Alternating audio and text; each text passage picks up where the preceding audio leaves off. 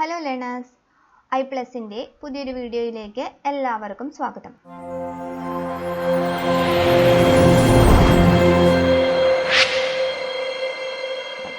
ഇന്ന് നമുക്ക് motivation and learning എന്ന ടോപ്പിക്കിനെ കുറിച്ച് ഡീറ്റെയിൽ ആയിട്ട് ഡിസ്കസ് ചെയ്യാം. ആദ്യം നമുക്ക് ഈ ടോപ്പിക്കിലെ 2 ക്വസ്റ്റ്യൻസ് ഒന്ന് നോക്കാം. First question: the return of A conditioned response after A period of time following extinction is known as.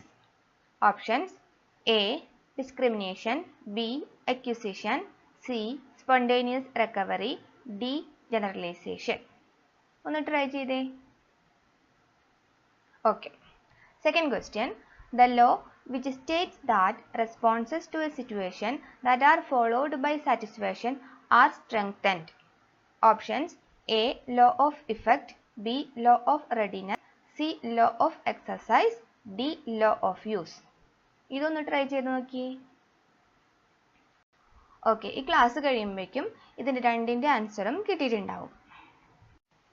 ഇനി നമുക്ക് ടോപ്പിക്കിലേക്ക് കടക്കാം. First topic: motivation in learning. എന്തൊക്കെയാണ് ലേണിങ്ങിന് വേണ്ടിയുള്ള മോട്ടിവേഷൻസ്? 4 മോട്ടിവേറ്റേഴ്സ് ആണുള്ളത്: self efficacy, zone of proximal development, discovery learning, Gagne's theory. ആദ്യത്തേത് self efficacy. A person's belief in his ability to succeed in a particular situation. ഓരോരുത്തർക്കും സ്വന്തം കഴിവിനെ കുറിച്ചുള്ള വിശ്വാസമാണ് സെൽഫ് എഫിക്കസി. സെൽഫ് എഫിക്കസിക്കായിട്ട് 4 സോഴ്സസ് ആണ് ഉള്ളത്. First one mastery experiences, second one social modelling, third one social persuasion, fourth one psychological response. എന്തൊക്കെ കാര്യങ്ങളാണ് നമ്മളിൽ സെൽഫ് എഫിക്കസി ഉണ്ടാക്കി തരുന്നതെന്ന് നമുക്ക് നോക്കാം. ആദ്യത്തേത് മാസ്റ്ററി എക്സ്പീരിയൻസ്. എന്തായത്? Performing a task successfully strengthens our sense of self efficacy. ഒരു ടാസ്ക് നന്നായി ചെയ്യുമ്പോൾ തന്നെ നമ്മുടെ കോൺഫിഡൻസ് കൂടില്ലേ? അതാണ് മാസ്റ്ററി എക്സ്പീരിയൻസ്. അടുത്തത് social modelling. Witnessing other people successfully completing a task is another important source of self efficacy. മറ്റുള്ളവർ അവരുടെ ടാസ്ക് നന്നായി ചെയ്യുന്നത് കാണുമ്പോൾ നമുക്ക് തോന്നില്ലേ, എനിക്കും ഇത് നന്നായി ചെയ്യാൻ പറ്റുമല്ലോ എന്ന്? അതാണ് social modelling. Third one social persuasion. Getting verbal encouragement from others helps people overcome self-doubt and instead focus on giving their best effort to the task at hand. Social persuasion എന്ന് പറഞ്ഞാൽ മറ്റുള്ള ആളുകൾ വെർബലി നമ്മളെ ഒരു കാര്യം ചെയ്യാൻ motivate ചെയ്യില്ലേ? അപ്പോഴും നമ്മുടെ സെൽഫ് എഫിക്കസി കൂടും. ഇനി fourth one psychological response. Our own responses and emotional reactions to situations also play an important role in self efficacy. നമ്മുടെ മൂഡ്, അതായത് ഇമോഷണൽ സ്റ്റേറ്റും സെൽഫ് എഫിക്കസിനെ കൺട്രോൾ ചെയ്യും. ലേണിങ്ങിൻ്റെ അടുത്ത മോട്ടിവേഷനാണ് zone of proximal development. The range of abilities an individual can perform with the guidance of an expert but cannot yet perform on their own. ഈ ഫിഗറിൽ നോക്കിയാൽ അറിയാം, ഇതിൻ്റെ സെൻറ്റർ പോർഷൻ അത്രയ്ക്ക് അത് ലേണർക്ക് ഒറ്റയ്ക്ക് ചെയ്യാൻ പറ്റും. ഇനി അടുത്ത സോൺ, അത് ലേണർക്ക് ഒരാളുടെ ഹെൽപ്പ് ഉണ്ടെങ്കിൽ ചെയ്യാൻ പറ്റും. ഇതാണ് സോൺ ഓഫ് പ്രോക്സിമൽ ഡെവലപ്മെൻറ്റ്. ഇനി അതിന് പുറത്തുള്ള പോർഷൻ ഹെൽപ്പ് കിട്ടിയാലും ചെയ്യാൻ പറ്റില്ല. ഇനി സോൺ ഓഫ് പ്രോക്സിമൽ ഡെവലപ്മെൻറ്റിൽ വരുന്ന ചില ടേംസ് നോക്കാം. More knowledgeable other. നമ്മളെക്കാളും നോളേജ് ഉള്ള ഒരാൾ, അയാൾക്ക് ലേണിംഗ് പ്രോസസ്സിൽ നമ്മളെ ഹെൽപ്പ് ചെയ്യാൻ പറ്റും.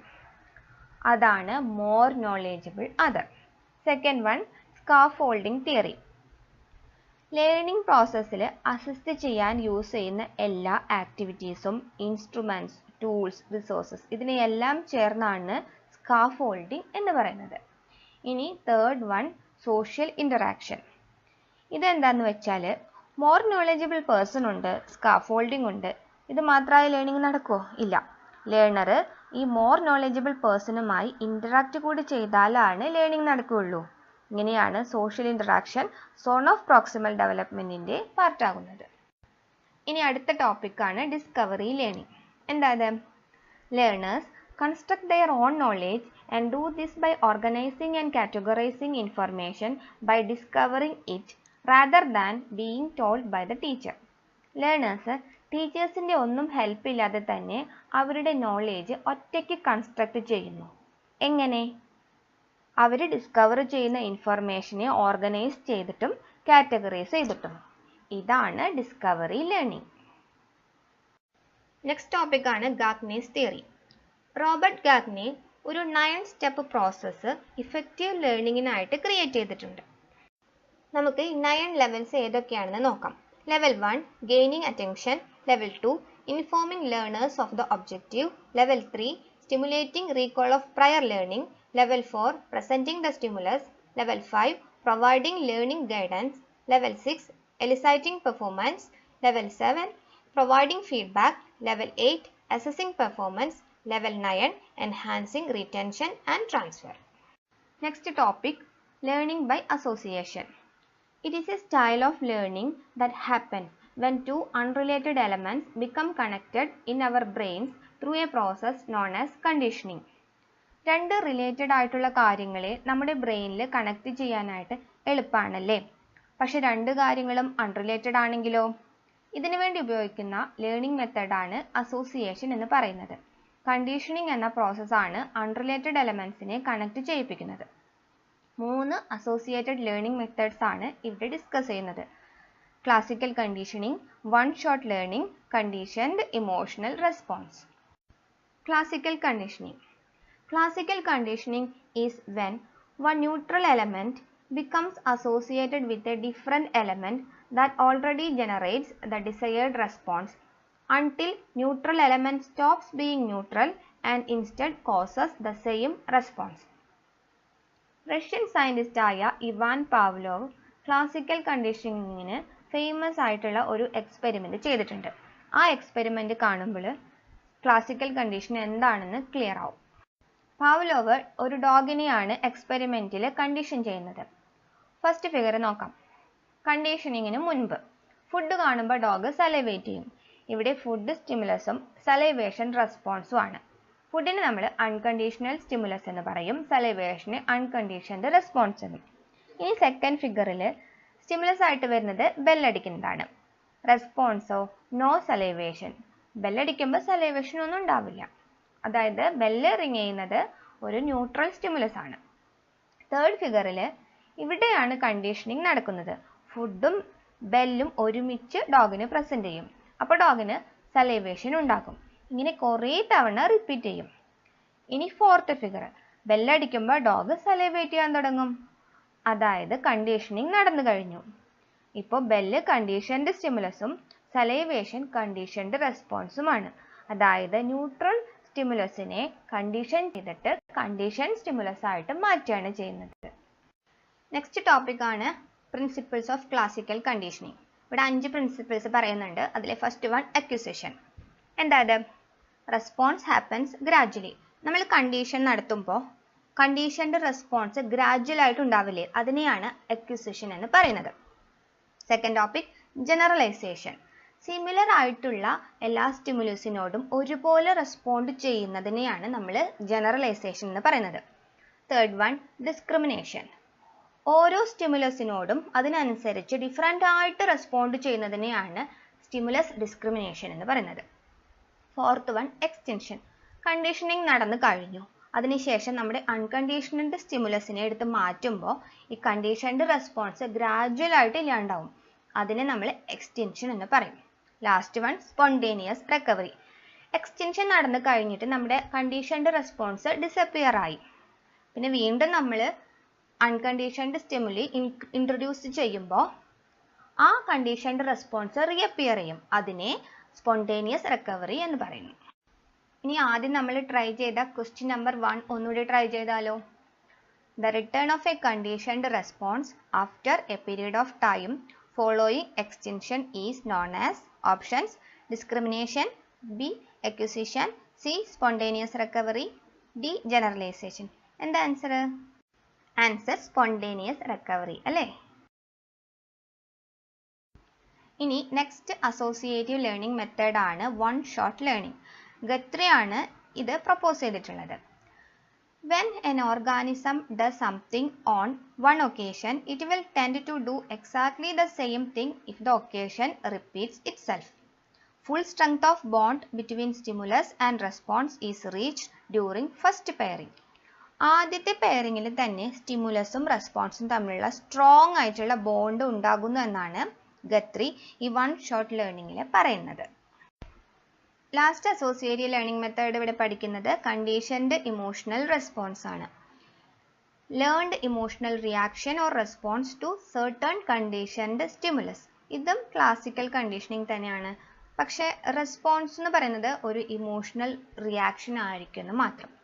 ഫോർ എക്സാമ്പിൾ, നമുക്ക് കുറേ തവണ ഡോഗിൻ്റെ കടി കിട്ടിയിട്ടുണ്ടെന്ന് വിചാരിക്കാം. പിന്നെ എപ്പോൾ ഡോഗിനെ കണ്ടാലും നമുക്ക് ആ ഒരു പേടി ഉണ്ടായിരിക്കും. ആ ഇമോഷണൽ റിയാക്ഷൻ എപ്പോഴും ഉണ്ടാവും. അതായത് റെസ്പോൺസ് കണ്ടീഷൻ ചെയ്യപ്പെടാണ് ഉണ്ടായത്. ഇനി അടുത്തതാണ് learning as effect of behaviour. It is how the consequence of people's actions influence their behaviour. നമ്മളൊരു കാര്യം ചെയ്യുമ്പോൾ അതിന് ഒരു കോൺസിക്വൻസ് ഉണ്ടാവും. ഈ കോൺസിക്വൻസ് നമ്മുടെ ബിഹേവിയറിനെ ഇൻഫ്ലുവൻസ് ചെയ്യുമ്പോൾ നമ്മൾ ആ ബിഹേവിയർ അങ്ങ് പഠിക്കും. ഇതാണ് learning as effect of behaviour. അതിൽ വരുന്നവയാണ് operant conditioning, connectionism, systematic behaviour theory. ഇതൊക്കെ. അടുത്തത് operant conditioning. If the behaviour is followed by a reinforcement or a desirable outcome, the preceding action is strengthened. Conversely, actions that result in punishment or undesirable consequences will be weakened and less likely to occur again in the future. Skinner ആണ് operant conditioning propose ചെയ്തത്. എന്താ പറയുന്നതെന്ന് വെച്ചാൽ, നമ്മളൊരു കാര്യം ചെയ്യുമ്പോൾ അതിന് reinforcement കിട്ടിയെന്ന് വിചാരിക്കുക. അപ്പോൾ ആദ്യം ചെയ്ത കാര്യം വീണ്ടും ചെയ്യാനായിട്ട് തുടങ്ങും. നേരെ മറിച്ച് നമ്മൾ ചെയ്യുന്ന കാര്യത്തിന് പണിഷ്മെന്റ് ആണ് കിട്ടുന്നതെങ്കിലോ പിന്നെ നമ്മൾ ആ കാര്യം ചെയ്യാൻ നിൽക്കില്ല, അല്ലേ? ഇവിടെ കാണുന്നത് ഓപ്പറന്റ് കണ്ടീഷനിങ്ങിന് റാറ്റ്സിനെ വെച്ചിട്ടുള്ള ഒരു എക്സ്പെരിമെന്റ് ആണ്. ഇവിടെ 2 ലിവർ ഉണ്ട്. ലിവർ 1 പ്രസ് ചെയ്യുമ്പോൾ ഗ്രീൻ ലൈറ്റ് കത്തും. അപ്പോൾ തന്നെ ഫുഡ് പെലറ്റ്സ് റിവാർഡ്സ് ആയിട്ട് കിട്ടും. ലിവർ 2 ആണ് പ്രസ് ചെയ്യുന്നതെങ്കിൽ റെഡ് ലൈറ്റ് ആണ് കത്തുക. അതിൻ്റെ കൂടെ മൈൽഡ് ആയിട്ടുള്ള ഇലക്ട്രിക് ഷോക്ക് കിട്ടും. അപ്പോൾ ഓപ്പറന്റ് കണ്ടീഷൻ അനുസരിച്ചിട്ട് എന്താ ഉണ്ടാവുക? ഫുഡ് പെലറ്റ്സ് റിവാർഡ്സും ഇലക്ട്രിക് ഷോക്ക് പണിഷ്മെന്റും ആണ്. റാറ്റ്സ് എന്താ ചെയ്തതെന്ന് വെച്ചാൽ അവർ ലിവർ 1 കൂടുതൽ തവണ പ്രസ് ചെയ്യാൻ തുടങ്ങും. ലിവർ 2 പ്രസ് ചെയ്യുന്നത് അവോയ്ഡ് ചെയ്യാനും അവർ ശ്രമിക്കും. ഇതാണ് ഓപ്പറന്റ് കണ്ടീഷനിങ്.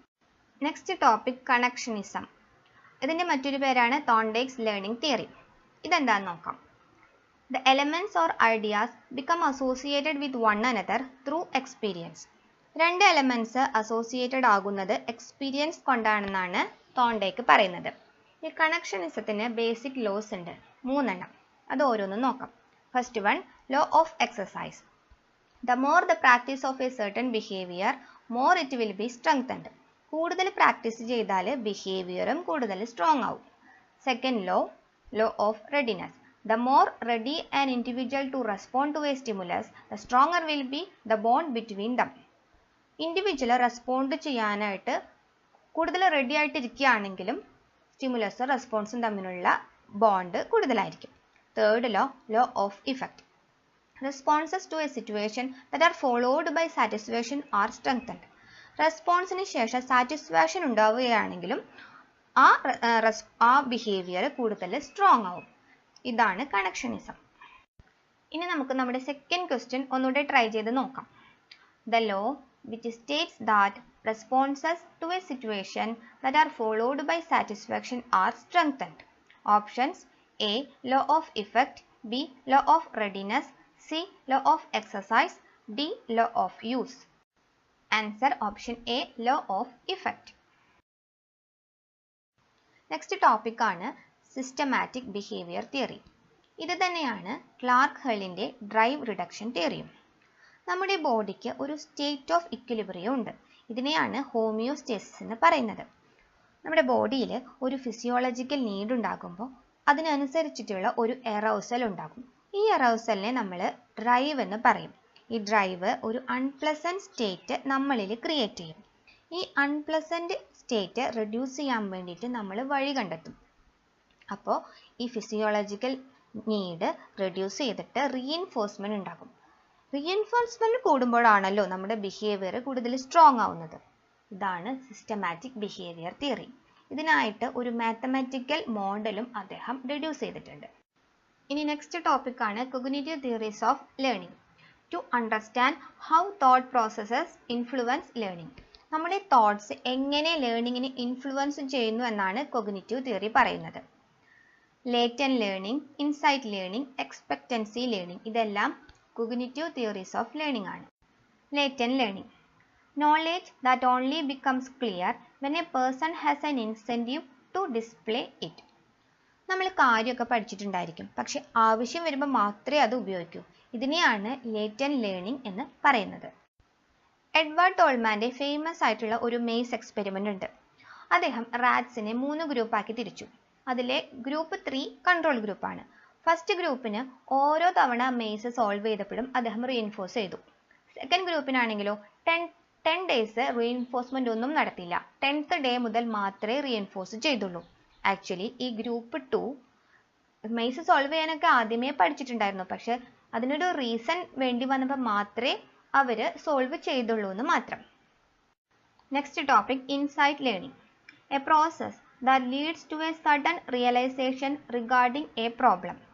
പെട്ടെന്ന് ഒരു ഇൻസൈറ്റ് ഉണ്ടായി എന്ന് പറയില്ലേ, അതാണ് ഇൻസൈറ്റ് ലേണിംഗ്. ഇത് ജസ്റ്റ് ഒരു ട്രയൽ ആൻഡ് എറർ മെത്തേഡ് അല്ല. പ്രോബ്ലത്തെക്കുറിച്ച് നല്ല നോളേജ് ഇതിനു വേണ്ടി ഉണ്ടായിരിക്കണം. ഇൻസൈറ്റ് ലേണിങ്ങിന് 4 സ്റ്റെപ്സ് ഉണ്ട്. Preparation, incubation, insight, verification. ആദ്യത്തേത് പ്രിപ്പറേഷൻ. പ്രോബ്ലം സോൾവിങ്ങിൻ്റെ പ്രിപ്പറേഷൻ ആണിത്. ആവശ്യമുള്ള മെറ്റീരിയൽസും ഇൻഫർമേഷൻസും ഒക്കെ നമ്മൾ കളക്ട് ചെയ്യും. അടുത്തത് ഇൻക്യുബേഷൻ. ഈ ടൈമിൽ നമ്മൾ ആ പ്രോബ്ലത്തെക്കുറിച്ചൊക്കെ മറന്നിട്ടുണ്ടാവും, പക്ഷേ നമ്മുടെ അൺകോൺഷ്യസ് ലെവലിൽ ബ്രെയിൻ വർക്ക് ചെയ്യുന്നുണ്ടാവും. Third one insight. ഈ ഫേസിലാണ് നമുക്ക് ഇൻസൈറ്റ് ഉണ്ടാവുന്നത്. Fourth one verification. നമുക്ക് കിട്ടുന്ന സൊല്യൂഷൻ കറക്റ്റ് അല്ലേ എന്ന് നമ്മൾ ഇവിടെ ചെക്ക് ചെയ്യുന്നു. ഇതൊക്കെയാണ് ഇൻസൈറ്റ് ലേണിങ്ങിൻ്റെ 4 സ്റ്റെപ്സ്. അടുത്ത topic expectancy learning. The theory states that the employee's motivation is an outcome of how much an individual wants a reward, the assessment that the likelihood that the effort will lead to expected performance, and the belief that the performance will lead to reward. ഇതനുസരിച്ചിട്ട് motivation for learning 3 കാര്യങ്ങളെയാണ് depend ചെയ്യുന്നത്. Expectancy, instrumentality, values. എന്തൊക്കെയാണ് ഈ 3 കാര്യങ്ങളിൽ നിന്ന് നോക്കാം. First one expectancy. അത് will my effort lead to high performance. എൻ്റെ എഫേർട്ട് ഹൈ പെർഫോമൻസിലേക്ക് എത്തുമോ എന്നതാണ് expectancy. Second one instrumentality. Will performance lead to outcome. ആ പെർഫോമൻസ് നമ്മൾ ഡിസൈർ ചെയ്ത ഔട്ട്കത്തിൽ എത്തുമോ. Last one valence. Do I find the outcomes desirable. എനിക്ക് ഡിസൈറബിൾ ആയിട്ടുള്ള ഔട്ട്കം കിട്ടുമോ. ഈ 3 കാര്യങ്ങളും ചേർന്നതാണ് expectancy learning. Next topic verbal learning. The process of learning about verbal stimuli and responses such as letters, digits, nonsense syllables or words. Verbal സ്റ്റിമുലസിനെയും റെസ്പോൺസസിനെയും കുറിച്ചുള്ള learning ആണ് വെർബൽ ലേണിംഗ്. 4 മെത്തേഡ്സ് ഉണ്ട്. Free recall, serial learning, paired associative learning, verbal discrimination learning. First one free recall learning. ഇതിൽ ഒരു list of items തന്നിട്ടുണ്ട്. ആ list of ഐറ്റത്തിനെ നമുക്ക് റീഡ് ചെയ്തതിന് ശേഷം ഏത് ഓർഡറിൽ വേണമെങ്കിലും റീകോൾ ചെയ്തെടുക്കാൻ പറ്റും. Second one serial learning. Serial ലേണിംഗിൽ ആ ലിസ്റ്റ് ഓഫ് ഐറ്റത്തിനെ നമുക്ക് അതേ ഓർഡറിൽ തന്നെ റീകോൾ ചെയ്യണം. Third one paired associative learning. ഇതിലാണെന്ന് അൺറിലേറ്റഡ് ആയിട്ടുള്ള സ്റ്റിമുലസിനെ നമ്മൾ എങ്ങനെ ഒരു കണക്ഷൻ ഉണ്ടാക്കി ഒരു പെയർ ആക്കിയിട്ട് നമ്മുടെ ബ്രെയിനിൽ സ്റ്റോർ ചെയ്ത് റിട്രീവ് ചെയ്യുന്നു എന്നതാണ് paired associative learning. Last one verbal discrimination. ഇതിൽ ഒരു സീരീസ് ഓഫ് ഐറ്റംസ് ഉണ്ട്, വെർബൽ ഐറ്റംസ് ഉണ്ട്. അതിന് സിമിലർ ആയിട്ടുള്ളത് ഏതൊക്കെയാണെന്ന് മനസ്സിലാക്കിയിട്ട് നമ്മൾ അതിനെ തരം തിരിച്ചു വെക്കണം. ഇതിന് നമ്മൾ വെർബൽ ഡിസ്ക്രിമിനേഷൻ എന്ന് പറയും. ഇന്ന് നമ്മൾ മോട്ടിവേഷൻ ആൻഡ് ലേണിംഗ് എന്ന ടോപ്പിക് ഡീറ്റെയിൽ ആയിട്ട് പഠിച്ചു കഴിഞ്ഞു. ഇനി അടുത്ത മോഡ്യൂളുമായിട്ട് കാണാം. Thank you.